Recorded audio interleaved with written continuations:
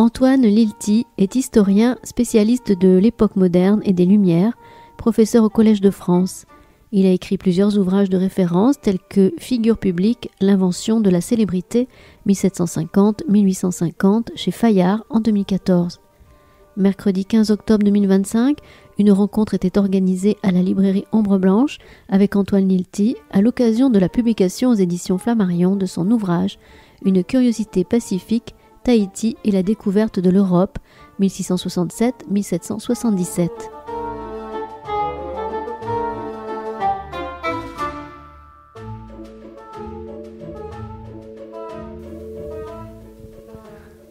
Bonjour à tous, merci d'être venus. On accueille aujourd'hui Antoine Lilti, qui est directeur de recherche à l'EHESS, qui est aussi professeur au Collège de France, qui est un spécialiste de l'histoire moderne et entre autres de l'histoire des Lumières, et qui vient aujourd'hui nous présenter son dernier ouvrage, L'illusion d'un monde en commun, Tahiti et la découverte de l'Europe, publié chez Flammarion.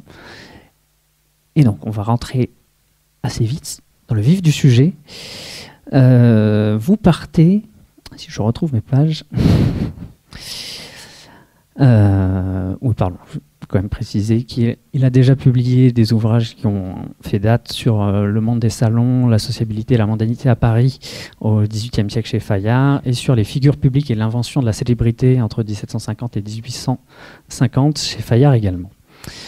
Du coup, je voulais qu'on commence un petit peu par replacer le contexte, puisque vous partez, c'est un peu votre introduction, d'un texte de Diderot, le supplément au voyage de Bougainville, et donc qui est une espèce de complément au voyage en lui-même de Bougainville. Est-ce que vous pouvez nous reparler un peu de ce contexte, de ces grandes découvertes, entre guillemets, de ces grands voyages, de cette période d'exploration, qu'est-ce qui était recherché, etc., dans ces voyages? Oui, alors d'abord, merci pour l'invitation. C'est bon, oui, c'est enregistré. Bonjour à toutes et à tous. Donc, effectivement, la deuxième moitié du XVIIIe siècle, c'est une grande période d'exploration du Pacifique. C'est le grand moment, au fond, où les Européens, je dis bien l'exploration par les Européens, parce que les Polynésiens eux-mêmes ont exploré et se sont installés dans les îles polynésiennes depuis plusieurs siècles.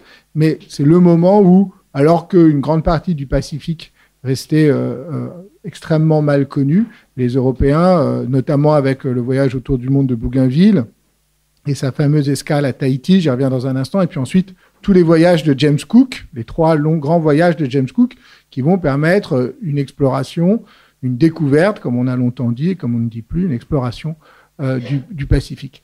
Et alors pourquoi? Il y a plusieurs raisons. D'abord parce qu'il y a cette croyance très forte, non seulement des savants européens de l'époque, qui est une croyance ancienne, mais qui est très fortement réactivée au milieu du XVIIIe siècle, selon laquelle il existe ce qu'on appelle un continent austral, c'est-à-dire un grand continent au sud du globe, qui est censé équilibrer au sud la Terre. Donc le continent austral, et tous les plus grands savants du XVIIIe siècle pensent qu'il existe un continent à explorer, comme l'Amérique pour le XVIe siècle, à explorer, à découvrir, à conquérir. Et donc il y a une sorte de rivalité-concurrence entre les puissances européennes. Et donc une rivalité-concurrence qui est à la fois de l'ordre scientifique. Il s'agit de savoir quel sera le pays quel est le souverain qui aura la gloire de découvrir ce continent austral. On va s'apercevoir qu'en fait, pas de continent austral, mais il y a quelques îles, et puis il y a de la glace. Mais ça, il faudra les voyages de Cook pour s'en apercevoir. Et puis, il y a évidemment une rivalité-concurrence qui est économique et commerciale, parce que il y a l'idée que la rivalité, notamment entre la France et l'Angleterre, mais l'Espagne joue aussi un rôle, s'est déplacée depuis l'Atlantique vers le Pacifique, et notamment l'horizon est celui du commerce chinois. Donc il s'agit aussi de trouver des bases pour faire le commerce et éventuellement la contrebande avec la Chine. Donc pour toutes ces raisons, donc on a toute une série de grands voyages dans le Pacifique, et ces voyages vont notamment rencontrer les îles polynésiennes, qui étaient quasiment pas connues.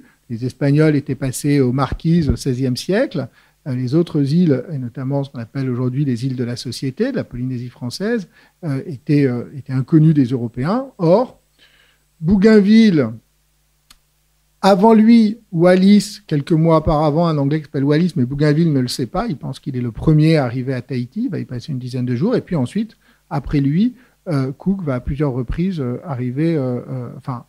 passer du temps, s'installer, passer du temps à Tahiti. Donc ça, c'est le moment de la première rencontre entre les Européens et les Polynésiens. Alors, pour ne pas être trop long dans la réponse, mais c'était pour le contexte. Et donc, pourquoi Diderot? Eh bien, Bougainville, du côté français, le livre parle aussi beaucoup de l'Angleterre et puis un peu de l'Amérique espagnole, mais du côté français, donc le grand moment, c'est Bougainville, le voyage de Bougainville, et il rentre à Paris et il publie immédiatement le récit de son voyage, ça s'appelle le voyage autour du monde de Bougainville, et qui a énormément de succès. Et notamment, il y a cet épisode de l'escale à Tahiti, où Bougainville raconte avoir découvert une île paradisiaque, un peuple extraordinaire, un peuple heureux qui vit proche de la nature, qui est totalement dépourvu de toute cette hypocrisie morale et religieuse qui est celle des Européens, dans lequel notamment l'amour et la sexualité se vivent de manière libre et sans tabou. Et cet épisode fascine non seulement la société, le public européen, donc un côté un peu émoustillant, mais aussi les philosophes qui se mettent à réfléchir sur cet épisode. Et Diderot, c'est le plus célèbre d'entre eux, écrit donc un supplément au voyage de Bougainville, qui aujourd'hui est un texte qui n'a pas été publié à l'époque, qui a été publié à partir de la Révolution et qui aujourd'hui est devenu un des textes classiques du XVIIIe siècle. Je pense que aujourd'hui, c'est un passage obligé scolaire. Hein, donc, c'est vraiment un texte qui maintenant s'est imposé dans le canon des Lumières. Or, ce texte, il m'a toujours fasciné pour deux raisons. La première, c'est que c'est un grand texte à la fois utopique et anticolonialiste. En fait, c'était un peu ma carte à chaque fois qu'on me dit « Ah, mais les Lumières sont colonialistes, elles sont impérialistes, elles sont eurocentrées. » Je dis « Ah oui, mais regardez le supplément voyage de Bougainville de Diderot, qui est une attaque en règle contre les préjugés européens, contre l'arrogance européenne et contre la colonisation européenne, puisqu'il donne la parole à des Tahitiens de fiction qui dénoncent en des termes et d'une violence très radicale l'arrogance coloniale des Européens. Mais, c'est le deuxième point qui m'a toujours arrêté, il se trouve que Bougainville avait, et c'est le point de départ du livre, hein, Bougainville avait ramené avec lui, en France, un Tahitien qui s'est embarqué avec lui, qui s'appelait Aotourou, et qui est venu, qui a passé 1 an à Paris, puis qui est reparti. On parlera peut-être tout à l'heure de la suite de l'histoire d'Aotourou, mais en tout cas, Aotourou a passé 1 an à Paris, et Diderot l'évoque au début du supplément voyage de Bougainville, mais au fond, il ne le prend pas au sérieux. Il disqualifie son expérience. Il dit qu'au fond, Aotourou, il l'a vu, mais qu'il était perdu, qu'il comprenait qu'il n'arrêtait pas de pleurer après son pays, et qu'il n'a rien pu comprendre de ce qui lui est arrivé.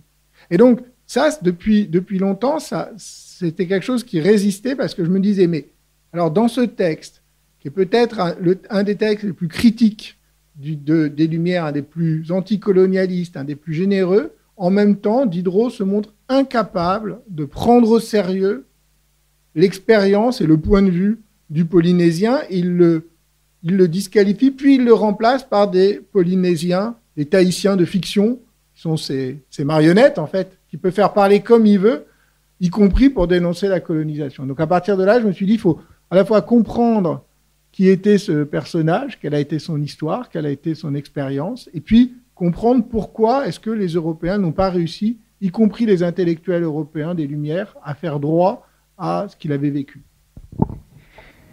Et donc, ma seconde question, ça serait pourquoi, du coup, les Européens, ils ont eu autant d'intérêt pour Tahiti, puisqu'on voit qu'au cours de leur voyage, ils sont passés par d'autres endroits, la Nouvelle-Zélande, par exemple, et est-ce qu'ils ont ramené déjà d'autres personnes d'ailleurs? Et on voit qu'il y aura plusieurs Tahitiens qui sont ramenés, mais est-ce que, voilà, pourquoi? Qu'est-ce qui fait la spécificité de Tahiti? Qu'est-ce qui fait que des Anglais, des Espagnols, des Français ont ramené des Tahitiens et pas d'autres îles? Qu'est-ce qui fait que cette île en particulier a fait débat, on va dire, dans le paysage intellectuel des Lumières? Alors, c'est le fait que très vite, cette île a été construite comme effectivement le modèle d'une île paradisiaque et surtout peuplée par une population extraordinairement amicale et hospitalière. Ce qui est à la fois vrai, au sens où les Européens ont été bien accueillis. Alors, il y a une ambiguïté sur laquelle on reviendra peut-être tout à l'heure, mais en tout cas, les Européens ont été bien accueillis, on leur a donné de la nourriture, on leur a donné de l'eau. C'est révélé qu'ils ont pu avoir très facilement des relations sexuelles avec des femmes tahitiennes. Ensuite, ça c'était pour le cas de Bougainville, ensuite ça a été aussi le cas de Cook. Et alors que la plupart des autres îles qu'ils ont rencontrées pendant ce séjour, ils ont au contraire fait face à des populations relativement hostiles. Alors, sauf par exemple à Hawaï, pour Cook, mais Bougainville n'est pas allé à Hawaï. Mais alors, évidemment, vous pouvez être étonné parce que le 3e voyage de Cook se termine très mal et Cook finit par se faire tuer à Hawaï. Mais il n'empêche que globalement, l'accueil, en tout cas dans un premier temps, Cook va ramener ensuite, alors pas Cook tout de suite, mais plus tard, beaucoup d'habitants d'Hawaï viendront en Grande-Bretagne dès la fin du siècle. Mais en tout cas, Tahiti est tout de suite présenté et construit et immédiatement mythifié, parce que ça va devenir vraiment un mythe, le mythe de cette île idéale, ce qu'on va appeler aussi la nouvelle Cythère, c'est-à-dire une île de l'amour. Et ça sert à la fois, de projection, on pourrait dire, fantasmée de l'île utopique. Donc, Diderot, par exemple, va beaucoup travailler là-dessus, mais en Angleterre aussi, ça fascine. Et puis, c'est aussi un ressort, justement, pour la critique philosophique de l'Europe. Cette idée que, puisque c'est le grand sujet de réflexion philosophique de l'époque, c'est la question de la civilisation. Et c'est la question des avantages et des limites de la civilisation et du progrès. Et donc là, de découvrir à l'autre bout du monde une société qui n'est pas, une île qui n'est pas peuplée de dangereux, sauvages, violents et agressifs, mais au contraire d'une population heureuse, en quelque sorte bénie des dieux, qui ne connaît pas l'hypocrisie, qui ne connaît pas la guerre, ce qui est totalement faux, mais c'est comme ça que les Européens vont projeter dessus. Et donc, ça devient comme aurait dit Claude Lévi-Strauss, une île bonne à penser. Bonne à penser parce qu'elle oblige les Européens à se confronter, au fond, à un contre-modèle par rapport à la civilisation, à ce modèle de civilisation européenne qui est au cœur des Lumières. Et donc l'expérience de l'altérité va assez vite arriver, puisque Bougainville ramène Aotearoa, pardonnez la prononciation si je l'écorche, mais et en fait, déjà, pourquoi? Est-ce que c'est un trophée? C'est quelque chose que lui, il tenait à faire quand il est arrivé à Tahiti, ou c'est un hasard des choses? Et ensuite, une fois qu'ils sont arrivés à Paris, il parle d'un comportement, d'une stérile curiosité des Parisiens à propos de cet homme. Il a l'air, entre guillemets, déçu de la réaction des Parisiens. Est-ce qu'on peut savoir en quoi cette réaction serait décevante des Parisiens? Oui, alors absolument. Alors, il y a deux questions à une. Alors je vais répondre aux deux. Non, c'est pour m'excuser par avance. Je vais que la réponse va être longue. Mais donc il faut que j'explique deux choses. La première, c'est effectivement, alors pourquoi est-ce qu'il est venu à Paris? Donc ça, c'était une des grandes questions au début de l'enquête. C'était pourquoi est-ce que lui et puis les autres Tahitiens qui sont venus en Europe, pourquoi est-ce qu'il s'embarque? Est-ce que c'est un captif? Est-ce que c'est un ambassadeur? Est-ce que c'est un esclave? Et donc, ce qui est très clair lorsqu'on regarde de très près, notamment les récits de bord des voyageurs, c'est que Aotearoa s'est embarqué de lui-même. C'est lui qui a voulu s'embarquer, c'est lui qui a voulu partir avec les Français. Il n'est pas captif, c'est pas un trophée. Bougainville ne voulait pas l'emmener parce qu'il disait mais qu'est-ce qu'on va en faire ensuite? On a une responsabilité. Bien voir que c'est une tradition hein, depuis le XVIe siècle sur les navires européens de ramener. Il y a du côté américain, il y a des milliers en fait d'Amérindiens qui ont séjourné en Espagne, au Portugal, en France, en Angleterre, au XVIe, XVIIe siècle, encore au début du XVIIIe siècle. On les prenait comme domestiques, on les prenait comme pilotes, on les prenait. Mais justement, en ce moment du milieu du XVIIIe siècle, les navigateurs ont des consignes pour ne pas le faire.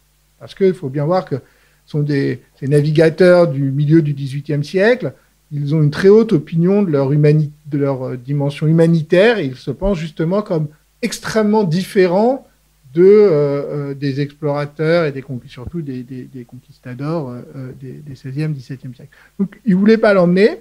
Et donc, vraiment, Aotourou s'impose sur le bateau et décide de partir. Alors, pourquoi ? C'est une autre question. Peut-être qu'on va y revenir après, parce qu'il faut comparer aux autres Tahitiens, ceux qui se sont embarqués avec Cook pour comprendre. Donc, j'y reviens plus tard, mais donc, il s'est embarqué de son plein gré. Il arrive à Paris. Et là, effectivement, moi, je m'attendais, parce qu'on n'en parle pas beaucoup dans l'historiographie, mais les rares choses qu'on dit, ce qu'on dit à peu près en général quand on parle du voyage de Bougainville, c'est qu'il a ramené un Tahitien qui, pendant 1 an, a connu un succès dans les salons, à la cour, qui a été... Et en fait, non. Ce qui se passe, c'est que, alors oui, pendant 2-3 semaines, on voit, il y a plein de mentions dans les journaux, Bougainville a ramené un personnage curieux, on se pose des questions, est-ce que c'est un sauvage, est-ce que c'est un homme éclairé, enfin voilà, on s'interroge sur lui dans la presse. Bougainville le présente dans quelques lieux parisiens, et puis, plus rien. On n'en parle plus dans les journaux, on n'en parle plus dans les correspondances, il est à Paris, mais il habite chez Bougainville, on sait qu'il va régulièrement à l'opéra et au théâtre, mais on ne sait pas à Bougainville, mais plus rien. Et ce qui en fait est une information, c'est-à-dire, comme historien, quand on n'a rien dans les sources, on est très déçu, et puis en fait, c'est là qu'on a la véritable information. Et l'information, là, c'est qu'effectivement, la curiosité est restée extrêmement éphémère. Et Bougainville a effectivement cette expression, lui-même, il en parle, et il dit que la curiosité des Parisiens a été une curiosité stérile. Alors, on peut revenir plus tard sur les raisons de cette curiosité stérile, mais qui sont liées à Aotourou lui-même, qui sont liées au fait, par exemple, qu'il n'arrive pas à parler le français, donc les conversations tournent court, il ne correspond pas tout à fait aux stéréotypes que les Européens attendaient, mais ce qu'on voit en tout cas très clairement, c'est que la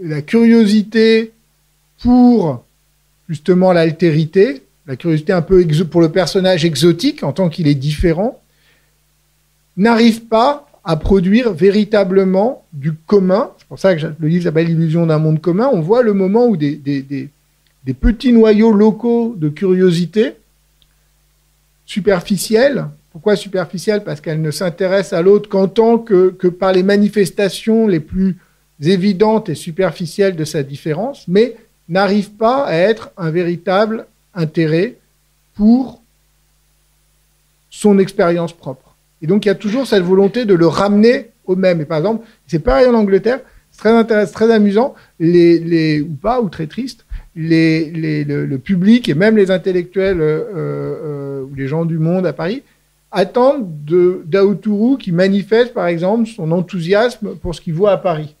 Alors, il dit, est-ce que ça vous a plu, Versailles, est-ce que ça vous... Ils sont très déçus parce que non. En fait, il n'est pas très... Non, il ne trouve pas ça... Alors, c'est pareil pour ce Mike et ce Tahitien qui, lui, va à Londres. Alors, son public est très déçu parce qu'on l'emmène au théâtre, à l'opéra, etc. Mais non, en fait, il préfère ses propres chansons. Alors, mais donc, vous voyez, ce que je veux dire, c'est qu'il y a cette idée, on s'intéresse à l'autre en tant qu'il est capable de faire une espèce de performance sociale d'une altérité qui, néanmoins, du sauvage, qui, néanmoins, serait très vite converti à l'admiration pour la supériorité européenne. En revanche, essayer de comprendre pourquoi est-ce qu'il a voulu venir, qu'est-ce qui l'intéresse, quelle est son histoire, ça, en revanche, à de très, très, très rares exceptions près, mais même quelqu'un comme Diderot, donc a fortiori un public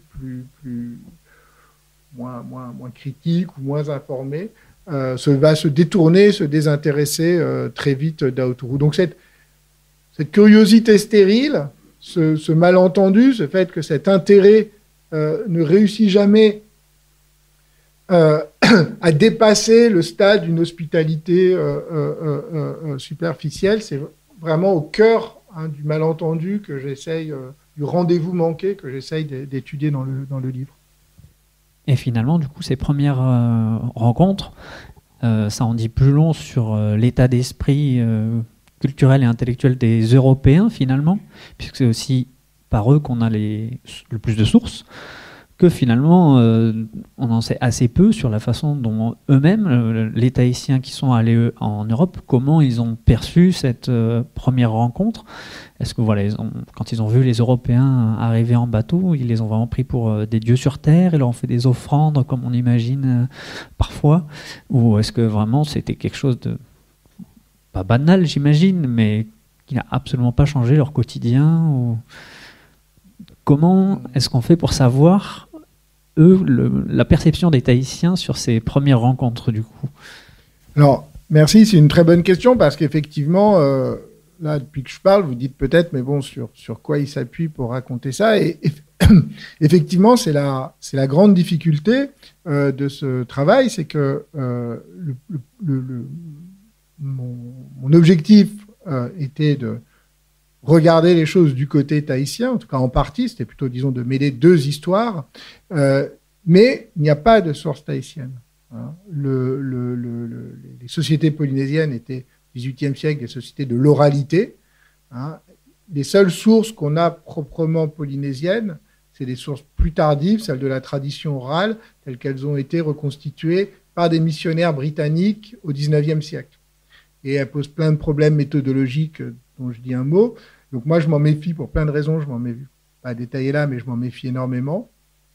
Et donc, se pose la question Donc, très concrètement, je travaille uniquement à partir des sources disponibles, c'est-à-dire les sources européennes, plus les apports des travaux des archéologues. Mais ces sources européennes, pour être européennes, elles ne sont pas monolithiques, elles ne disent pas toutes la même chose, et surtout, il y a des tas d'éléments, on peut les lire pour...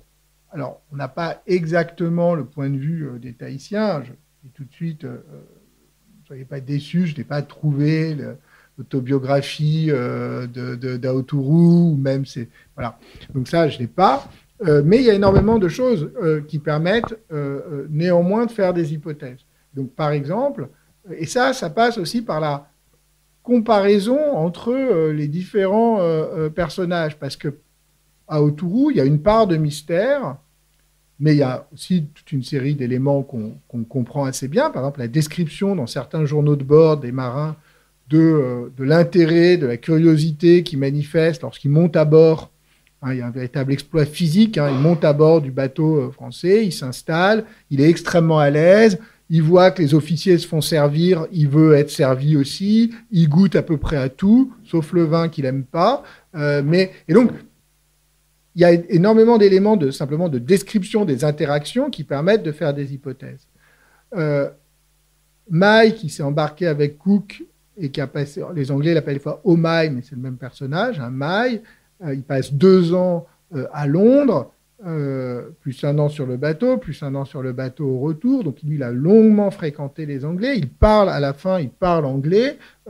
Certains voyageurs anglais, ils ont passé beaucoup de temps en Polynésie, ils comprennent aussi le tahitien. Donc, eux, ils ont échangé, ils ont conversé. Et donc, Mag a on sait très bien, lui, si on lit bien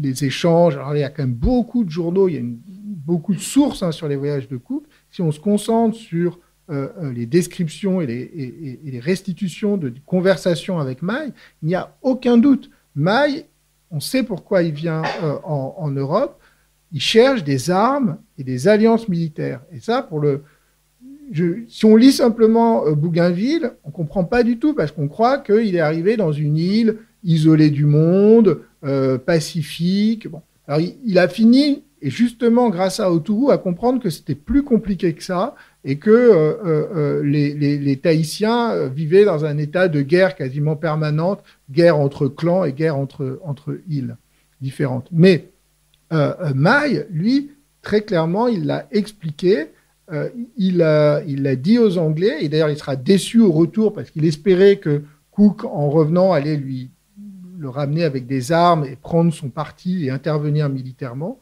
Hein. En fait, Mai, il est à Tahiti, mais c'est un réfugié politique d'une île qui est à côté, qui s'appelle Raiatea, et qui a été dévastée par une guerre quelques années avant que les Européens n'arrivent.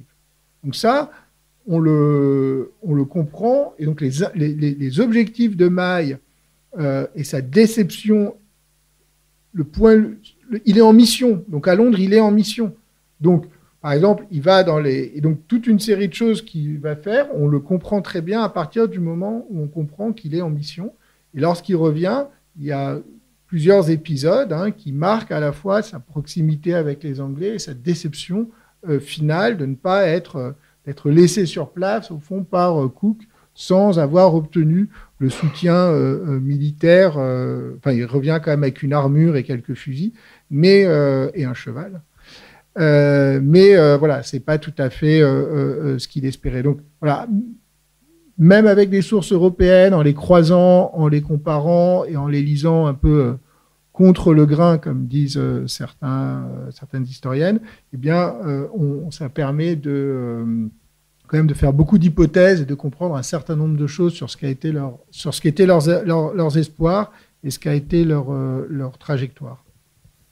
Et alors, comment vous avez fait pour du coup retrouver tout le contexte entre Raiatea et Tahiti, les réfugiés, qui étaient les chefs, quels étaient les groupes là-dessus, sur quelle source du coup vous vous êtes basé sur ce qu'aurait dit Mai aux Anglais pendant son voyage, ou il y a d'autres sources archéologiques, etc., qui aident aussi à pouvoir mieux comprendre leur action et pourquoi ils ont embarqué à destination de l'Europe?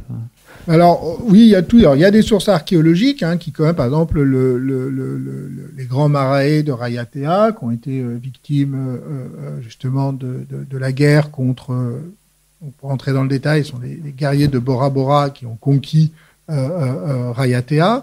On a ce que Mai a dit, mais on a plein d'autres témoignages, parce qu'en fait, les Anglais ils vont passer plusieurs mois. On a aussi des Espagnols, parce qu'en fait, les Espagnols d'Amérique du Pérou vont venir de Lima et vont faire 3 voyages. C'est-à-dire qu'en fait, les Espagnols, eux, le Pacifique, c'est leur domaine. Donc, quand ils voient arriver les Français et les Anglais, ils sont pas très contents. Donc, ils vont... et c'est d'ailleurs très intéressant parce qu'ils vont aussi faire 3 expéditions à Tahiti, mais eux, dans une perspective qui est un peu différente, qui est plus traditionnelle, en quelque sorte, puisqu'eux veulent installer une mission. Alors que les Anglais et les Français, on pourrait y revenir un peu loin, aucune idée de convertir qui que ce soit. C'est plus du tout dans leur... eux, ils veulent civiliser, ce qui est pas forcément mieux, mais qui est différent. Mais même à Autourou, à aucun moment, personne ne dit avant de le renvoyer, ce serait bien de le convertir ou de lui donner un peu d'instruction, de le baptiser. Ça vient à l'esprit de personne. Par contre, les Espagnols, ils sont encore dans cette idée, donc ils vont installer une mission et ils ont une personne, un interprète qui lui donc apprend le tahitien et va passer 1 an sur l'île, à laisser des témoignages, lui va parler avec beaucoup de gens. Donc en fait, et après donc il y a les archéologues, il y a la tradition orale sur laquelle les anthropologues ont travaillé. Et c'est vrai que moi je me suis surtout beaucoup appuyé sur tout ce que notamment les Anglais et les Espagnols ont pu apprendre pendant cette décennie 1760-70, et il y a quand même énormément de choses. Et pour revenir, parce que je n'ai pas tout à fait répondu à la question précédente, comment est-ce que, au-delà des personnages qu'on peut suivre comme Autourou, Mai, comment les Tahitiens ont réagi à l'arrivée des Européens? Et là, c'est vrai que je bataille un peu avec les anthropologues, en tout cas avec certains d'entre eux, parce qu'il y a un lieu commun dans la littérature anthropologique qui est de dire que les Polynésiens, lorsqu'ils ont vu arriver les Européens, les ont pris pour des dieux. Ils arrivaient, ils étaient ultra puissants militairement, ils arrivaient sur ces immenses bateaux qu'on n'avait jamais vus, ils avaient été annoncés par des prophéties disant que des divinités allaient arriver sur une grande pirogue sans balancier, etc. Et notamment, le très grand anthropologue américain, grand spécialiste de l'océanie, s'appelle Marshall Salins, et qui a notamment raconté comme ça la mort de Cook. Il dit, mais à Hawaï, Cook, pourquoi est-ce qu'ils l'ont tué? D'abord parce qu'ils l'ont pris pour un dieu, et il y a un rituel à Hawaï qui est le dieu qui meurt, et donc ils l'ont d'abord vénéré comme un dieu, et puis il est parti, et au moment où il est revenu, au moment où il n'aurait pas dû revenir dans le calendrier rituel d'Hawaï, et donc ils l'ont mis à mort pour relancer le cadre du rituel. Et ça, c'est quelque chose qui est général, mais au-delà d'ailleurs de la Polynésie, qui est un thème classique à un moment d'une étude de gens qui en réalité très bien intentionnés, voulant justement restituer le point de vue des vaincus, comme on a beaucoup dit dans l'historiographie, notamment de la conquête de l'Amérique par les Espagnols, eh bien, ont beaucoup insisté sur cette idée que les populations autochtones avaient vu les conquérants européens, donc du XVIe au XVIIIe siècle, comme des divinités qu'ils avaient été au fond privés enfin, que ça avait joué un rôle très important. Or, dans le cas polynésien, mais c'est vrai aussi d'ailleurs dans le cas mexicain, mais il y a des raisons très fortes de douter de cette lecture, d'abord parce qu'elle s'appuie sur, comme je disais tout à l'heure, en fait, sur des anthropologues qui travaillent sur des sources qui sont des sources plus tardives, et moi, quand je travaille vraiment sur les sources de la rencontre, je vois pas du tout ça. C'est-à-dire que je vois pas du tout ce phénomène. En fait, ce que je vois, c'est presque le contraire. C'est une extraordinaire capacité très vite de coordination de l'action et notamment de mise en place de systèmes de troc, de commerce ou alors d'ailleurs d'affrontements militaires, puisque, j'en dis un mot, la scène inaugurale de la rencontre, c'est pas l'accueil et l'hospitalité des Tahitiens et des Tahitiennes. C'est en fait une scène de bataille, puisque lorsque Wallis arrive, donc quelques mois avant Bougainville, en fait, les Tahitiens essayent de prendre d'assaut le bateau et il répond par une canonnade. Beaucoup de Tahitiens et Tahitiennes sont tués, le bateau, il y a des pirogues sont coulées.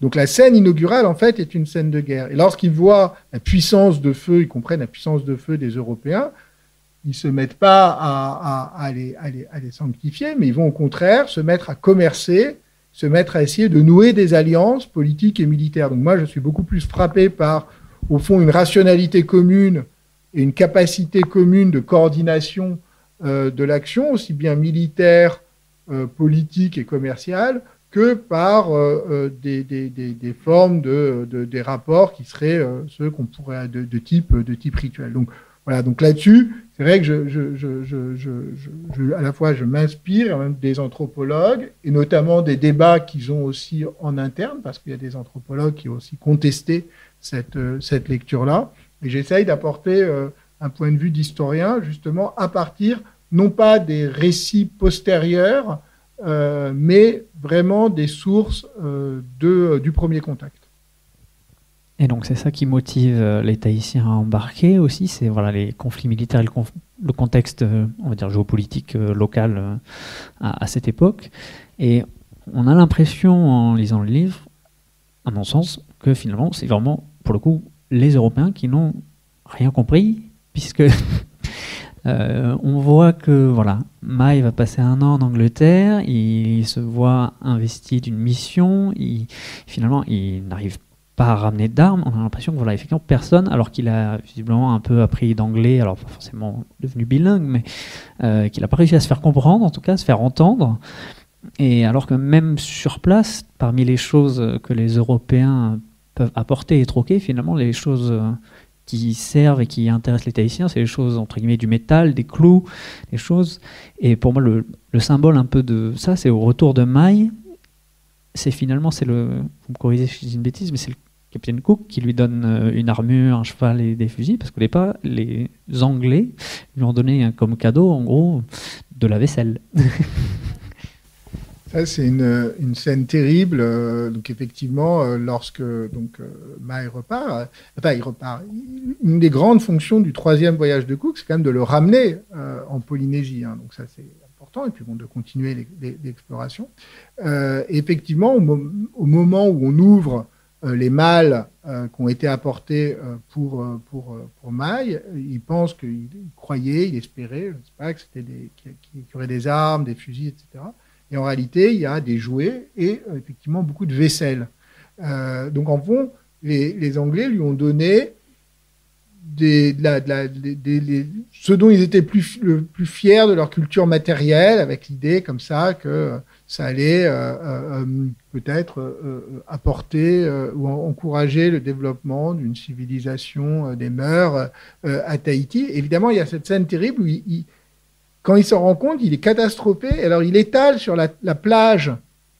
Donc, c'est pas Tahiti même, c'est à Wainé, qui est, pour ceux qui connaissent la Polynésie, qui est une petite île à l'ouest près de Raiatea et à l'ouest de Tahiti. Et sur la plage, donc, il installe cette vaisselle, ses jouets, etc. Et il s'empresse d'essayer de faire des échanges avec les marins avant qu'ils s'en aillent pour essayer d'obtenir quand même des choses un peu plus utiles, notamment des outils, quelques armes, etc. Et puis effectivement, Cook, qui est quand même un peu désolé, finit par lui laisser cette armure et puis quelques fusils supplémentaires. Mais donc on a ça. Mais alors en fait, là, le malentendu vient plutôt de May, parce que les Anglais n'ont jamais eu, et Cook n'a jamais eu l'intention véritablement de s'immiscer dans les affaires, dans les guerres internes entre Polynésiens. Donc là, d'une certaine manière, c'est sans doute May qui a espéré, qui s'est mépris un peu sur les intentions. Il faut distinguer deux choses. Il faut distinguer les Européens, enfin les publics européens, et les voyageurs. C'est-à-dire, alors, Bougainville et ses officiers, c'est vrai qu'ils ne comprennent pas grand-chose. Il ne faut pas oublier, ils ont passé 10 jours. Se remettre dans l'idée, ils arrivent vraiment au bout du monde, après 1 an de voyage, après des mois depuis le passage du détroit de Magellan, ils ont navigué pendant des mois, ils arrivent, ils passent 10 jours sur une île dont ils ne parlent pas la langue, et donc, il y a des choses qu'ils comprennent, il y a énormément de choses qu'ils ne comprennent pas. Il y a beaucoup de choses que Bougainville va comprendre grâce à Autourou pendant les longs mois de traversée. Et en fait, dans le voyage, bizarrement, ça a été peu remarqué, mais si vous lisez le voyage autour du monde de Bougainville, à plusieurs moments, il nuance la dimension idéale qu'il avait notée dans ses journaux de bord, en disant, mais ça, on l'a compris, Aotourou nous a dit, Aotourou nous a fait comprendre, Aotourou nous a expliqué. Ce qui est d'ailleurs un mystère, parce que Aotourou ne parlait pas français. Donc, comment est-ce qu'ils ont... Et donc, il parle des conversations, il dit les conversations que j'ai eues avec Aotourou, etc. Et donc ça, c'est sans doute quelques mots que les uns et les autres avaient compris, beaucoup de gestes, de pantomime, mais suffisamment pour expliquer un certain nombre de choses, la guerre, la hiérarchisation des sociétés. Bon. Les Anglais, certains ont compris beaucoup de choses. Ils font plusieurs voyages, certains sont des naturalistes, des savants, quasiment des ethnographes avant l'heure, même Cook, c'est quelqu'un qui comprend énormément de choses. Donc, eux, ils ont passé du temps en Polynésie, ils n'ont pas tout compris, mais ils ont compris beaucoup de choses sur la société polynésienne. Il ne faut pas avoir une vision trop manichéenne où on dirait, voilà, c'est un pur malentendu, les explorateurs, les voyageurs européens n'ont rien compris, etc. Ce n'est pas vrai. Un certain nombre d'entre eux ont bien compris et ils ont laissé des témoignages, des récits qui sont des témoignages ethnographiques de grande qualité, en particulier 2 voyageurs allemands qui sont les père et le fils Forster, qui ont vraiment compris énormément de choses aux sociétés. Ils n'ont pas tout compris, mais ils ont compris des choses. En revanche, donc là, il y a bien... C'est pour ça que c'est toute la tension. En fait, c'est toute la tension que j'essaye d'expliquer expliqué dans le livre. Ça prouve que, ce que je viens de dire là, il y a une capacité de compréhension. Il y a une capacité, il y a une rationalité commune. Ce n'est pas un choc de deux sociétés qui seraient incapables de se comprendre. Les Polynésiens, inversement, comprennent très bien ce dont les Européens ont besoin. C'est pour ça que très vite, il y a un régime d'échange qui se met en place. Et donc, il y a des compréhensions, il y a des conversations possibles, il y a des échanges, il y a des discussions.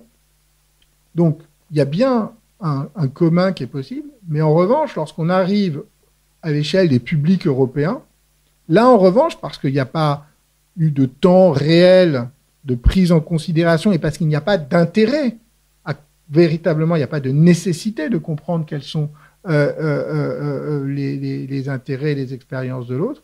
Là, en revanche, très vite, on est de l'ordre, effectivement, du malentendu ou du désintérêt. J'avais pris dans le livre, à un moment, je prends l'exemple de la romancière Fanny Burney. Et Fanny Burney, qui note tout ce qui lui arrive, donc c'est une jeune romancière, mais à ce moment-là, c'est une sorte de figure de la bonne société londonienne. Et il se trouve que son frère s'est embarqué avec Cook. Donc, son frère va venir et va lui présenter Maï. Et donc, lors d'un grand dîner, elle reçoit Maï. Et elle est fascinée par ce Tahitien venu du bout du monde et qui est habillé à l'anglaise, qui se comporte comme un vrai gentleman. Il sait faire la révérence à l'anglaise, il se tient bien à table, etc. Donc, vraiment, alors, elle est enthousiaste, mais elle est enthousiaste d'une performance sociale, d'une capacité de mimétisme. Ça qui est local. Et en revanche, 6 mois plus tard, elle le voit à nouveau.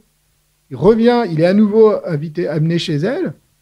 Et là, eh bien, il parle anglais, donc elle arrive à le comprendre, mais elle dit, maintenant on le comprend bien, mais en fait, il n'est pas très intéressant. Ça veut dire quoi qu'il n'est pas très intéressant? C'est-à-dire qu'en fait, elle ne s'intéresse pas à ce qu'il aurait à dire. Elle dit, il parle de son île, mais comme on ne connaît rien, bah, ce n'est pas intéressant. Et donc, parce qu'il n'est plus, il est plus cette espèce de figure curieuse et archétypale, il faudrait s'intéresser justement à la Polynésie, il faudrait essayer de comprendre pourquoi il est là. Et ça, c'est un pas que globalement, enfin très largement, les publics européens ne font pas. C'est pour ça que c'est quand même au final une histoire assez triste parce que ce qui domine, c'est quand même le malentendu et la désillusion, pas tant sur cette double scène qui est la plage et le bateau, mais plutôt sur cette autre grande scène qui est celle des publics parisiens et londoniens. Et à contrario, il y a quand même des Tahitiens qui, eux, comprennent, on va dire, un peu mieux quand même les intentions des Européens. Je voudrais qu'on parle un peu de Pautu ou Pautu, je ne sais pas comment il faut le prononcer, qui lui est parti à Lima et qui va revenir avec la fameuse mission espagnole et qui lui, à son retour, se retrouve dans une situation beaucoup plus délicate et qui même met plutôt en garde en fait les Tahitiens sur place. Oui, alors ça c'est sans doute peut-être l'histoire la plus tragique.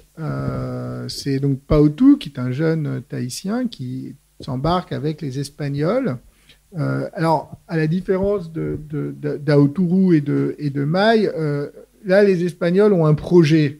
Ils ont un projet, donc ils amènent à Lima 4 Tahitiens. Donc, ils les baptisent, ils leur enseignent l'espagnol et ils les emmènent avec eux, ils les ramènent à Tahiti pour qu'ils servent à la fois d'interprètes et d'aide auprès d'intermédiaires auprès de la population tahitienne, donc pour les 2 prêtres de la mission. Et alors ça ne se passe pas comme ça, parce que lorsque Pautu rentre à Tahiti, eh bien, il est pris dans un terrible conflit de loyauté entre ses nouveaux amis espagnols et puis sa famille et ses amis tahitiens qui, par exemple, donc ça, très concrètement, ils vont l'amener à pratiquer des rites religieux tahitiens habituellement, et les Espagnols sont très choqués, ils disent mais non, c'est pas possible, on ne peut pas faire ça, etc. Et donc il se trouve très vite tiraillé entre les deux.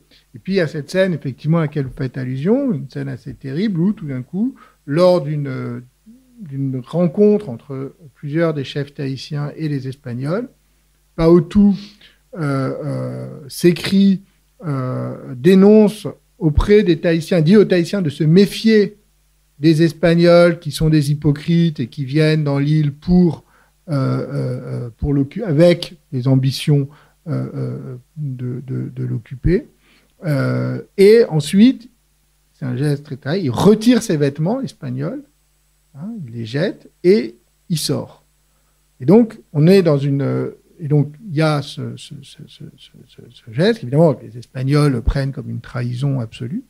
Mais le problème, c'est que les Tahitiens, qui à ce moment-là sont en train, notamment les chefs tahitiens, qui sont en train de discuter et de négocier avec les Espagnols, tiennent pas du tout à soutenir, vont continuer en tout cas ces négociations. Et donc, très vite, Paotu va se retrouver, on peut le suivre par le récit, jour après jour. Alors, un peu des prêtres, mais les prêtres, ils sont tellement hostiles à Paotu parce qu'ils le voient comme un relapse, en fait, donc, et un traître. Mais l'interprète espagnol, qui s'appelle Maximo Rodriguez, qui lui tient un journal au jour le jour et qui a beaucoup de sympathie pour Paotu, parce que c'est avec lui qu'il a appris le tahitien, on peut suivre au jour le jour, il a des regrets, il revient, il demande qu'on lui redonne ses vêtements espagnols, puis il repart, etc. Et on sent qu'il est totalement ballotté entre ces deux fidélités, au point qu'il finit par devenir presque complètement fou. Et Cook, plus tard, le croisera. Enfin, je pense que c'est lui, je n'ai pas de certitude, mais je donne une hypothèse. Il parle de ce Tahitien qui est donc resté là et qui salue tout le monde en criant « Si, Seigneur, si, Seigneur », et qui a perdu la tête. Et donc, en tout cas, ce qui est très frappant, c'est que là, on a vraiment quelqu'un qui, à la fois, sans doute, a compris effectivement mieux que les autres les choses, mais qui, surtout, est pris donc, dans ce conflit absolument insoluble. Et pour le coup, les Tahitiens qui reviennent, moi, c'est une chose qui m'a un peu surpris. En fait, c'est qu'ils font face... Alors déjà, évidemment, c'est un voyage très périlleux et qui ne se fait pas tous les 4 matins, donc on va en parler un peu, mais certains ne vont jamais rentrer. Et même, en fait, que ce soit ceux qui rentrent ou l'absence de ceux qui ne sont pas rentrés, on a l'impression, par contre, il y a une certaine indifférence aussi des Tahitiens face à leur départ. On a l'impression qu'une fois qu'ils ont pris le bateau, ils étaient considérés presque comme morts. Alors s'ils reviennent, tant mieux, mais sinon, c'est un peu étonnant pour ma part. Oui, ça c'est vrai, ça reste un peu un mystère. Alors c'est effectivement pas le cas de Paotu qui revient et qui est fêté, mais il est parti moins longtemps parce que le voyage est aussi beaucoup moins long, hein, évidemment, depuis la côte pacifique de l'Amérique. Et effectivement, Aoturu, donc je spoil un peu le livre, mais effectivement, Aoturu ne revient pas. Il meurt pendant le voyage de retour à Madagascar. Mais les Anglais, quelques mois plus tard, enfin 1 an ou 2 après, sont étonnés que, allant sur Aikia, qui est le village où Bougainville est arrivé et dont était originaire Aoturu, ils sont étonnés de voir qu'on ne leur parle pas, on leur pose pas la question, on ne leur parle pas de Aoturu. Et c'est le cas aussi pour un personnage, donc là on n'a pas parlé, mais auquel je consacre un peu de temps dans le livre, parce que c'est un personnage tout à fait extraordinaire, qui s'appelle Tupaya, qui était grand prêtre polynésien, qui était le détenteur de tout un savoir cartographique et de la navigation, qui a guidé les Anglais jusqu'en Nouvelle-Zélande, qui leur a permis de dialoguer avec les Maoris, puisque les Maoris de Nouvelle-Zélande et les Tahitiens, sont des langues très proches, c'est la même culture polynésienne, ce qu'on appelle le triangle polynésien. Donc à la grande surprise des Anglais, plus de 1000 kilomètres au sud de Tahiti, tout d'un coup ils arrivent sur une grande île et Tupaya se fait parfaitement comprendre.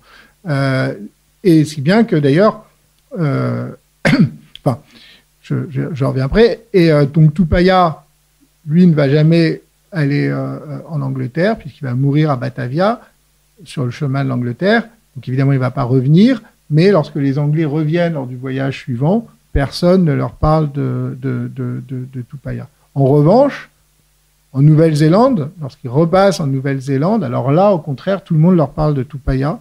Les Maoris, comme si, au fond, Tupaya était devenu une sorte de célébrité auprès des Maoris, et même à des endroits où ils n'avaient pas abordé, parce que ça a été pour eux un choc important. Alors pourquoi est-ce que à Autourou ou Tupaya, personne ne demande de leurs nouvelles?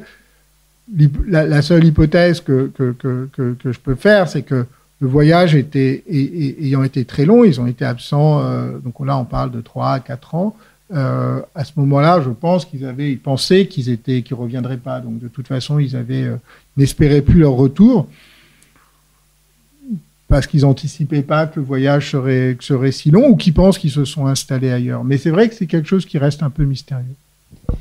Et puisqu'on a abordé le sujet de Tupaya, pour moi, pareil, c'est aussi un bon exemple. Ils ont fait avec les Anglais une fameuse carte, qui est magnifique au passage et qui est dans le livre, qui en fait représente, à mon sens, un peu cette espèce d'incompréhension. C'est-à-dire que les Anglais, en s'apercevant de ces connaissances en navigation, auraient aimé qu'il fasse évidemment une carte avec la longitude, la latitude, etc.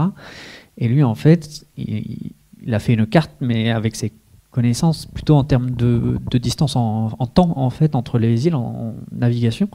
Et que, évidemment, pareil, les Anglais ont cru qu'ils baratinaient, en fait, finalement. Ils se sont dit, il essaie de nous faire croire qu'il connaît la région, alors qu'en fait, il connaît rien. Ça fait partie des choses qui alimente, on va dire, cette incompréhension mutuelle aussi. Et ensuite, il y a quand même quelques traces qui ont subsisté quand même de ces voyageurs tahitiens, et notamment les Français s'en sont un peu servis, puisque vous évoquez aussi en toute fin que les Français, quand ils ont appris la mort d'une personne qui serait un descendant ou de la famille d'Aotearoa, ils vont le célébrer finalement comme l'ami des Français. Oui, alors je dis un mot là-dessus. Juste quand même un mot sur effectivement la carte de Tupaya, c'est vraiment une chose tout à fait intéressante. Donc, parce que c'est la rencontre, donc ce document qui existe, qui a longtemps été négligé parce qu'on ne le comprenait pas, qui a été retrouvé dans les archives. Enfin, il avait un peu circulé au XVIIIe siècle, mais très peu. Et on ne comprenait pas son fonctionnement. Et c'est assez récemment que des chercheurs ont réussi à comprendre ce que c'était que cette carte. Donc, c'est une carte qui est au fond le résultat d'un travail en commun entre Cook et Tupaya, et qui est au fond la confrontation de deux types de savoirs nautiques très différents. Les Anglais, on est au milieu du XVIIIe siècle, donc c'est effectivement longitude, latitude, la mathématisation du monde et de la navigation. Et puis de l'autre côté, Tupaya, il sait très très bien, il sait repérer plus de 80 îles autour de Tahiti. Il sait y aller, il arrive à guider les Anglais, mais lui, sa connaissance de la navigation, c'est avec les étoiles, c'est avec les courants, c'est avec les vents, c'est des distances, c'est des directions. C'est pas du tout une représentation cartographique. Et donc, cette carte, elle est à la fois, il y a deux manières de la lire. Soit on peut dire, mais c'est quand même extraordinaire parce que, en termes justement de la possibilité d'un monde commun, c'est-à-dire qu'ils ont été capables de fabriquer ensemble un artefact qui était une sorte de synthèse entre deux types de savoirs, tous les deux aussi performants, mais fondés sur des connaissances, sur des modèles de circulation, de modèles du savoir radicalement différents. Donc ça, c'est très intéressant sur la question des savoirs européens, des savoirs occidentaux, des savoirs modernes, des savoirs locaux. Mais alors, l'autre manière, et donc voilà, donc il y a bien effectivement une rationalité commune. La rationalité ou la science, elle n'est pas il n'y a pas un monopole européen. Il y a des formes différentes de connaissances utiles, pratiques. Mais on peut dire aussi de l'autre côté, c'est ce que vous évoquiez, c'est le fait qu'au fond, les Anglais ne l'ont pas vraiment pris au sérieux.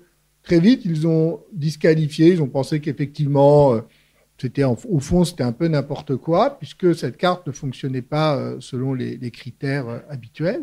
Et au fond, on peut aussi lire cette carte comme l'échec de cette mise en relation des savoirs et comme un long processus, le début en fait d'un processus de disqualification des savoirs autochtones au profit uniquement d'un certain type de savoir, c'est-à-dire, là en l'occurrence, la conception mathématisée de la représentation géographique et des traditions de navigation. Et c'est seulement à partir... Et donc, du coup, ce qu'ils ont effacé aussi, en ne prenant pas en considération cette connaissance proprement de la navigation, c'est toute l'histoire, ce qu'ils se sont empêchés de penser, c'est toute l'histoire du peuplement de la Polynésie par les peuples polynésiens, qui est une histoire absolument extraordinaire, parce que les grands navigateurs, les grands explorateurs dans cette histoire, ce sont les Polynésiens, qui, venant d'Asie du Sud, ont peuplé toute la Polynésie. Et jusqu'à l'île de Pâques, la Nouvelle-Zélande, Hawaï. Et ça, ils n'ont pas pu le comprendre. Et c'est seulement à partir des années 1970 qu'on a commencé à le comprendre vraiment, justement en essayant de reconstituer des techniques de navigation traditionnelles polynésiennes grâce aux îles, grâce au vent, grâce au courant, grâce aux étoiles. Et donc, c'est toute l'ambiguïté sur laquelle j'ai travaillé, c'est-à-dire que il ne s'agit pas du tout de dire que c'est une rencontre impossible ou que c'était uniquement de la colonisation et de la violence. Au contraire, et même plutôt une assez grande bienveillance, une volonté de comprendre, mais en même temps des mécanismes qui empêchaient ce monde commun d'advenir. Et puis, en deux mots, sur effectivement, il y a très peu de mémoire il y a eu très peu de mémoire locale de ces phénomènes. Un des rares cas que de ces voyageurs, un des rares cas que j'ai trouvé, c'est qu'effectivement, au milieu du 19e siècle, en 1848, on signale dans les journaux que un descendant d'Aoturu et plus exactement son petit frère, qui est devenu un vieillard à Tahiti, est décédé. Et évidemment, c'est un moment d'utilisation politique, parce qu'on est en pleine conquête coloniale de Tahiti. Et ça aussi, c'est pourquoi j'en parle, parce que c'est un point, aujourd'hui, notamment en métropole, la dimension coloniale de l'histoire des relations entre la France et Tahiti, c'est quelque chose qui est un peu ignoré. C'est-à-dire qu'en fait, il y a une guerre de conquête. Entre 1844 et 1847, il y a une guerre franco-tahitienne, et la conquête de la Polynésie, elle dure jusqu'en 1897. À Raiatea, il y a une résistance armée, un soulèvement, et c'est seulement en 1897. Alors, à Tahiti, c'est 1848, on impose le protectorat, et 1880, la République annexe les possessions des Pomarés. Mais, c'est-à-dire la dynastie régnante. Mais cette idée que le fait que l'intégration de Tahiti et de la Polynésie française à la France est le résultat d'une histoire coloniale, d'une histoire de conquête et de guerre coloniale, pendant laquelle, effectivement, on va récupérer cette histoire d'Aoturu pour essayer de justifier l'idée qu'il y aurait une amitié franco-tahitienne ancienne. C'est intéressant parce que quand on pense aux phénomènes coloniaux, à la conquête coloniale de la France au XIXe siècle, à l'Algérie, on a l'Indochine, on pense rarement, en fait, à Tahiti et à la Polynésie. Ce qui explique qu'on ait du mal, encore aujourd'hui.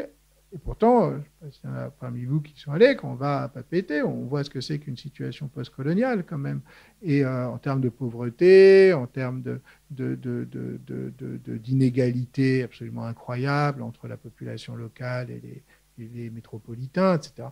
Donc, et ça, c'est quelque chose qui est... Pourquoi ? Parce que ça a été recouvert, cette histoire-là, elle a été recouverte par la puissance du mythe tahitien, et notamment du mythe d'une relation enchantée qui a été construite au XVIIIe siècle par les voyageurs, puis par les romanciers, parce que là, on va pas parler, mais dans le livre, j'essaie de montrer aussi comment la fiction a construit ce mythe d'une relation idyllique, et ensuite réactivé au XIXe siècle par Pierre Loti, par Gauguin, par toute une série d'auteurs, puis au XXe siècle par l'industrie touristique, toute l'imagerie qui impose cette représentation-là de la Polynésie.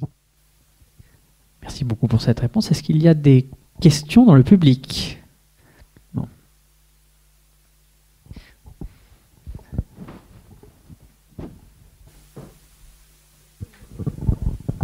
Merci beaucoup. Moi, j'avais une question sur ces voyageurs tahitiens et sur la possibilité d'en savoir un peu plus sur leur position sociale ou pas. Enfin, c'est-à-dire, est-ce qu'on a une idée de qui ils sont en fait? Est-ce que ce sont des gens qui partent en tant qu'ambassadeurs? Est-ce que ce sont les grands? Enfin, je ne sais pas s'il faut le dire de cette manière-là, mais enfin voilà, une position sociale de départ. Alors, très, très bonne question. Aucun d'entre eux n'est un chef. Enfin, on appartient à donc la société polynésienne, c'est vrai, c'est une société très hiérarchisée. Donc, aucun n'appartient à une famille de chefs. Enfin, aucun n'est à tête d'un lignage. Donc, ce ne sont pas des ambassadeurs au sens où, souvent, par exemple, effectivement, il y a eu des chefs amérindiens qui ont été amenés en Europe, etc. Donc, ils ne viennent pas en tant que chefs politiques. À Autourou, il y a des hésitations et il y a des débats. On a longtemps pensé qu'il était le frère du chef Héreti, qui était un petit frère donc d'un chef, donc il aurait appartenu quand même à un lignage aristocratique entre guillemets. Je pense qu'il y a de bonnes raisons d'en douter, et y compris parce que vous évoquiez tout à l'heure le fait qu'on ne demande pas de ses nouvelles et notamment Héreti ne demande pas de ses nouvelles aux Anglais et lui, il ne fait pas trop la différence entre les Français et les Anglais. Donc il y a peu de chance, mais néanmoins, il y a aussi d'autres indices qui font qu'il n'appartient pas aux classes les plus basses, aux couches les plus basses de la société.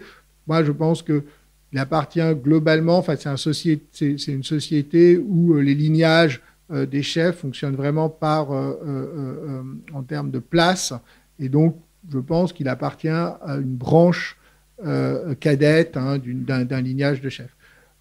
Maï, il a essayé de se faire passer pour quelqu'un pour une espèce de gentilhomme tahitien.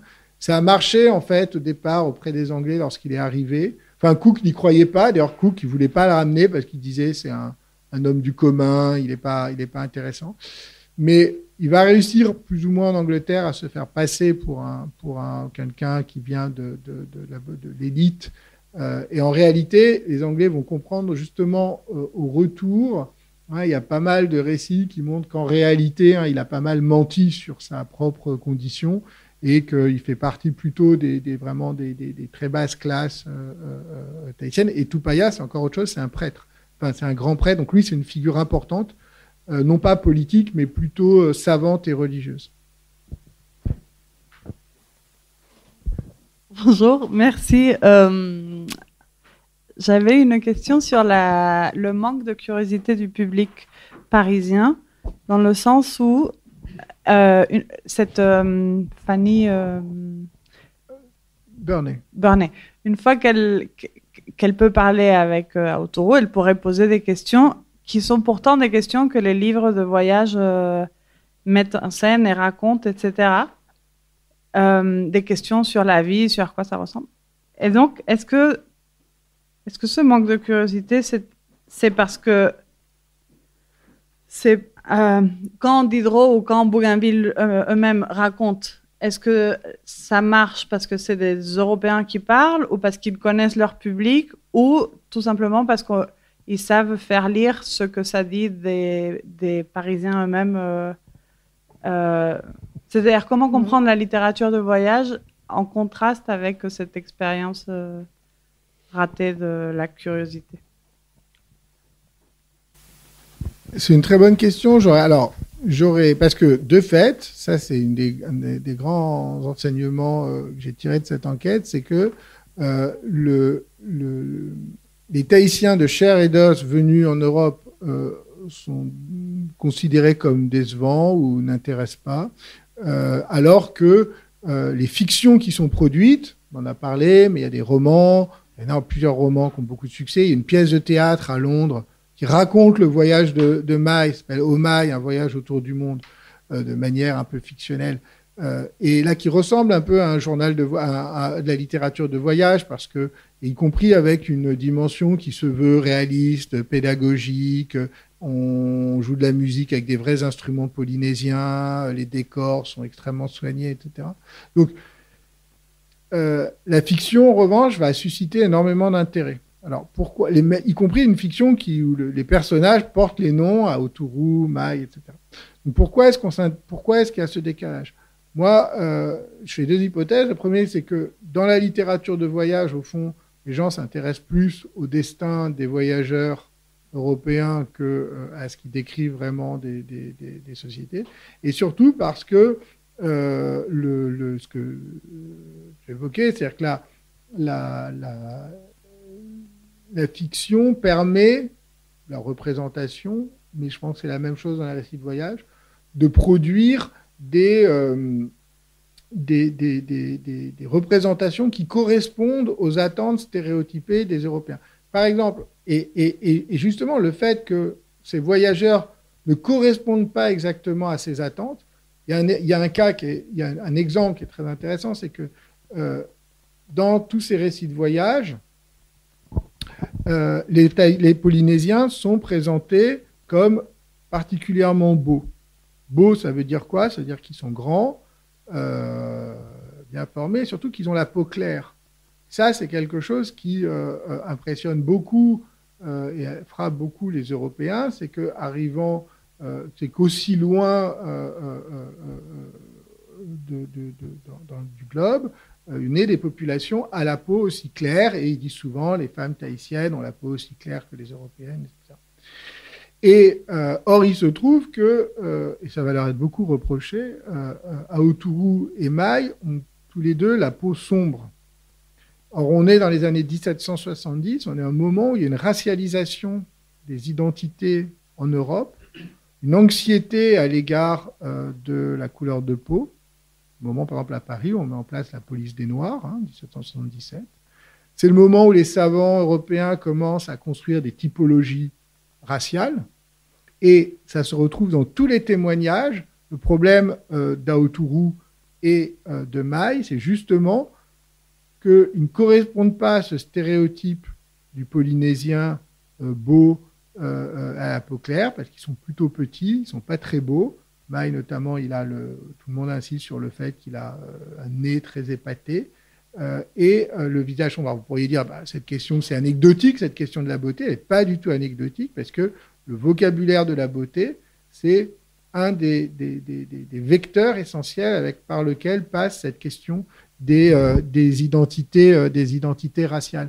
Et ce qui va faire, et autant Mai est un peu décevant, autant ce qui va avoir un succès absolument considérable en Angleterre, et jusqu'à aujourd'hui, c'est son portrait par Joshua Reynolds. C'est un portrait, si vous pouvez le voir aujourd'hui à la National Portrait Gallery, puisqu'il a été acheté par la National Portrait Gallery. Alors, c'est un peu loin, mais vous le trouverez facilement. Si vous cherchez Oh Mai, Joshua Reynolds, vous trouverez tout de suite sur le portrait. Or, ce portrait qui a eu du succès, qui encore aujourd'hui est considéré comme un chef-d'œuvre, il a une particularité, c'est que, bon, là, c'est trop loin, vous ne voyez pas, mais au Mai, et justement, il est très beau sur le portrait, il est très noble, il a les traits fins et la peau claire. Or, on a plusieurs esquisses préparatoires de Reynolds, et je montre qu'au fond, en fait, on voit très très bien comment il a progressivement, il a blanchi la peau, qui est ici beaucoup plus sombre, et surtout, il a affiné les traits du visage, il a remonté les pommettes, etc.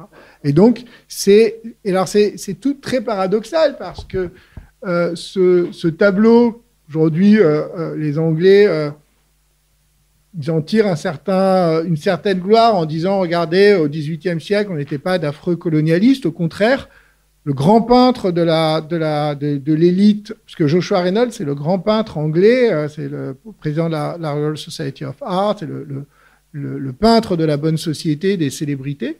Le tableau, il est grandeur nature.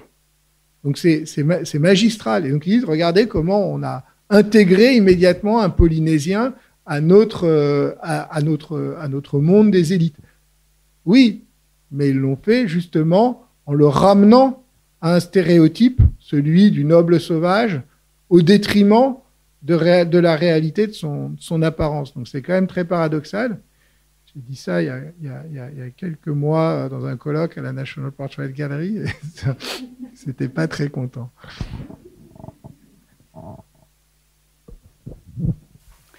Merci pour toutes ces informations passionnantes. Vous avez dit au début de votre intervention que lorsque les Européens sont arrivés, ils étaient surpris du fait qu'il n'y ait pas de tabou sur place. Mais moi, je pensais que tabou, c'était un mot polynésien tahitien. Donc, absolument. Alors, merci pour cette. Alors, il y a plein de tabous. Et donc, évidemment, oui, c'est une maladresse que j'ai utilisée dans son sens commun. Évidemment, tabou est un mot polynésien. Évidemment, il y a plein de tabous qui sont liés, par exemple, à l'alimentation, qui sont liés. Il y a plein de pratiques sociales qui sont tabous, qui sont interdites. Par exemple, les femmes ne doivent pas manger avec les hommes, hein, dans la culture polynésienne de cette époque. Donc, bien sûr, il y a des tabous divers. Mais ce qui les frappe, évidemment, c'est ce qu'ils perçoivent comme étant une liberté sexuelle totale. Donc, pas de tabou, à ce sens, en fait, effectivement, qui n'est pas le bon sens. Hein. Et ça, alors évidemment, c'est un thème important. Bon, là, je ne vais pas trop développer, mais j'y consacre du temps.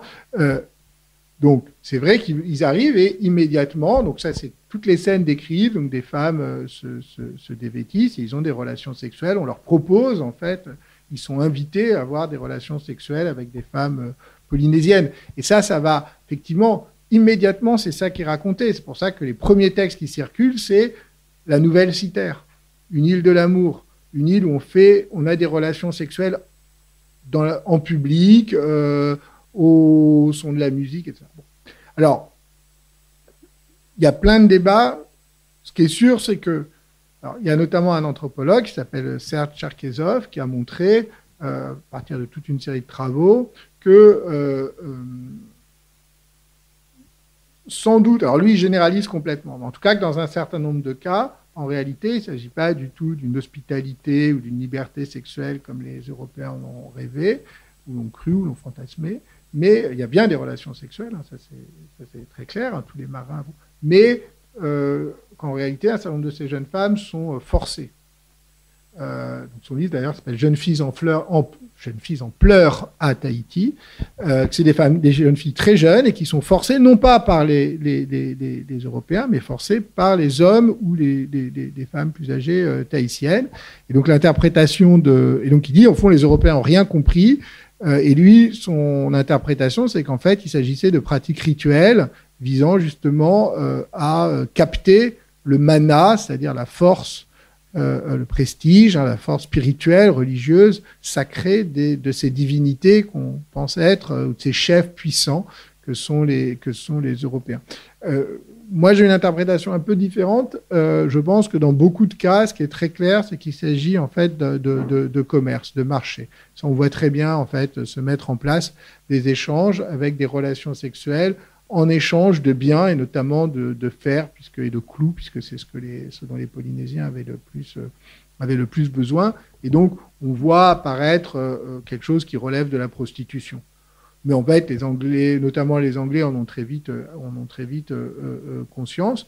Mais il ne s'agit pas c'est certaines catégories de femmes qui vont se livrer à ces pratiques. Donc voilà, ça c'est pour vous répondre.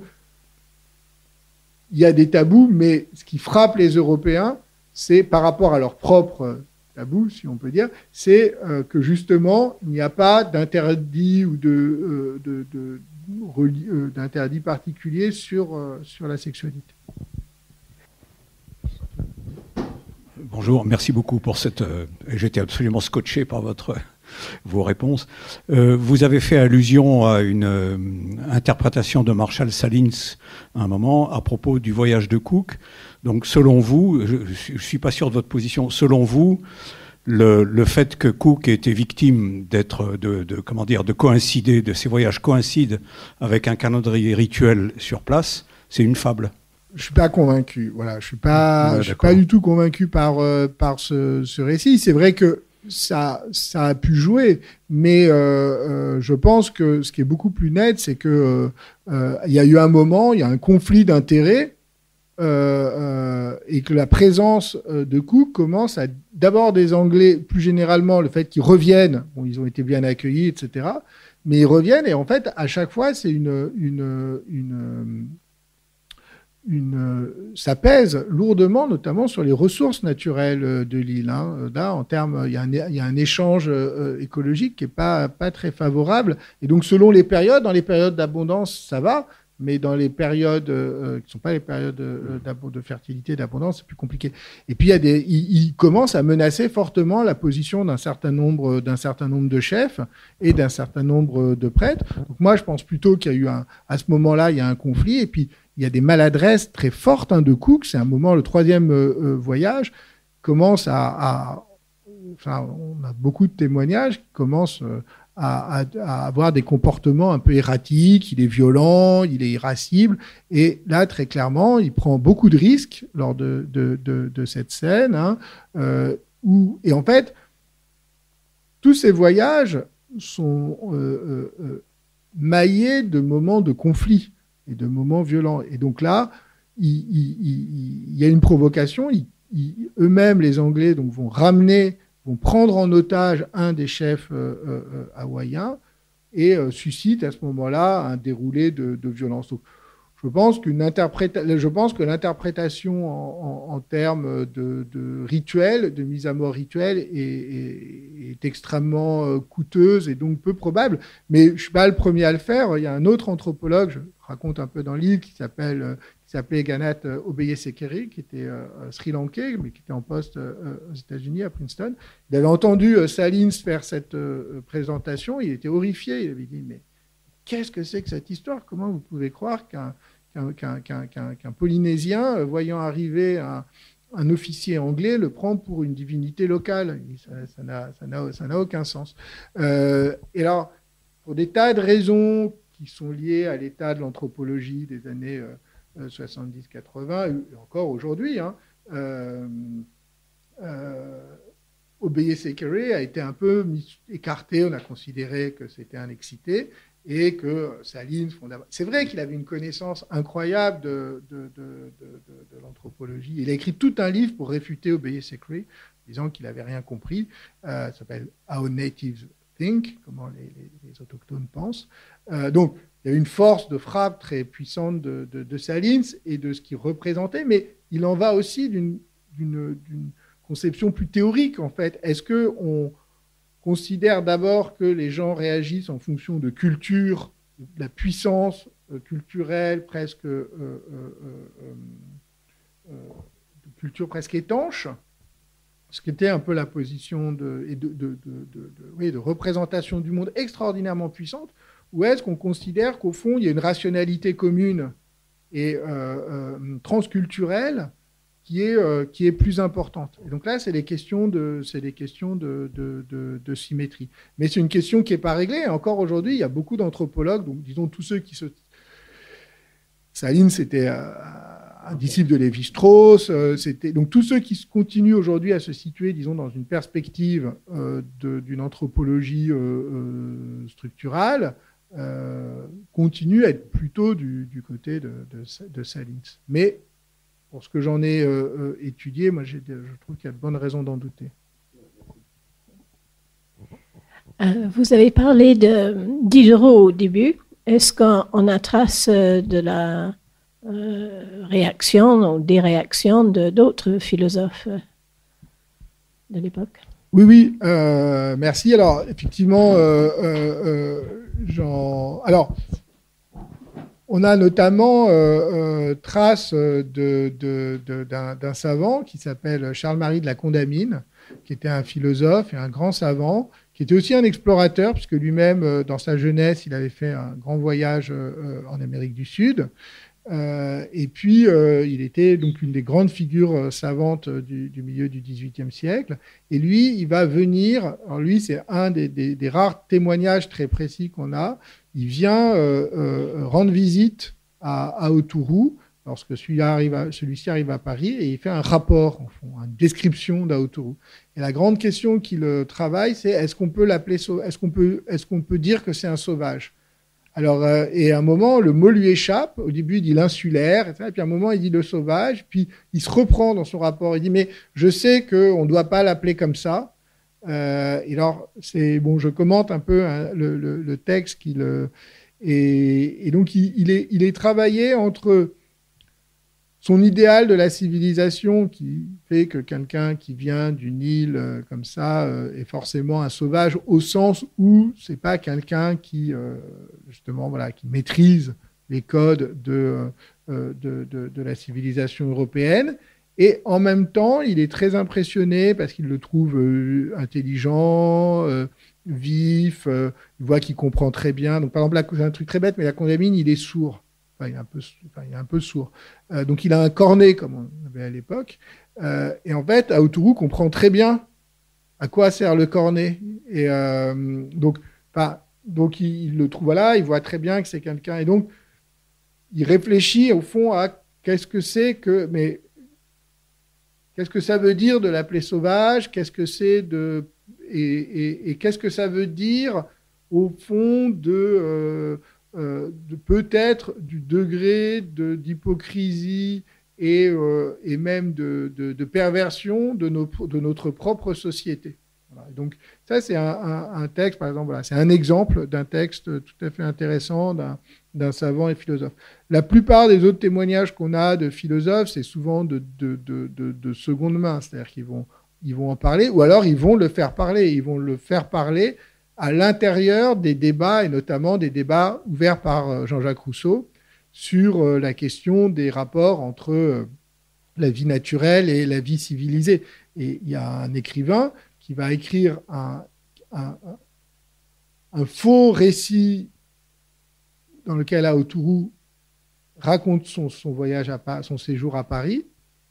Donc c'est censé être Aotourou qui parle, mais évidemment, ce n'est pas lui qui l'a écrit. Et qui se termine par une discussion critique avec Jean-Jacques Rousseau. L'envoi au philosophe ami des sauvages. Ça se termine comme ça, envoi au philosophe. Alors, et puisque vous me posez la question, il y a quand même quelque chose qui est assez frappant, c'est que Aotourou, il est à Paris entre 1769 et 1770. Il y a quelqu'un qui n'en parle absolument jamais dans sa correspondance, qui ne parle jamais du voyage de Bougainville, qui n'a pas l'air d'avoir été spécialement intéressé par cette question. C'est Jean-Jacques Rousseau lui-même. Et Rousseau, alors ça, j'en ai beaucoup parlé avec les spécialistes de Rousseau. Alors, il y a un moment, c'est très difficile de savoir pourquoi. En plus, Rousseau, lui, revient à Paris, puisqu'il était en Suisse, il était à Genève, puis à Poitiers, etc. Il revient en Suisse, à Paris, en 1770. Donc, il aurait toutes les raisons d'être intéressé, de connaître cette histoire. Il ne cherche pas à le rencontrer. Alors, c'est un moment, il est aussi lui-même dans ses propres préoccupations. Il n'en parle pas. Il ne commande jamais le voyage de Bougainville. C'est étonnant. Je pense que pour lui, c'est trop tard. C'est-à-dire que le grand moment où Rousseau travaille ces questions, c'est plus de 10 ans auparavant. Hein, c'est le moment notamment du deuxième discours, 1755. Et là, 15 ans plus tard, lui, il est dans d'autres questions. Il est dans les questions politiques. Il est en train d'écrire des confessions. Il est dans ses rapports compliqués avec Genève. Je pense qu'il n'est plus dans ces questions. Mais évidemment, ça, c'est l'autre grand rendez-vous manqué, celui entre Aotourou et Jean-Jacques Rousseau. Eh bien, merci beaucoup. Merci à vous d'être venu. Un grand merci à Antoine pour la présentation. Merci beaucoup. Merci à vous.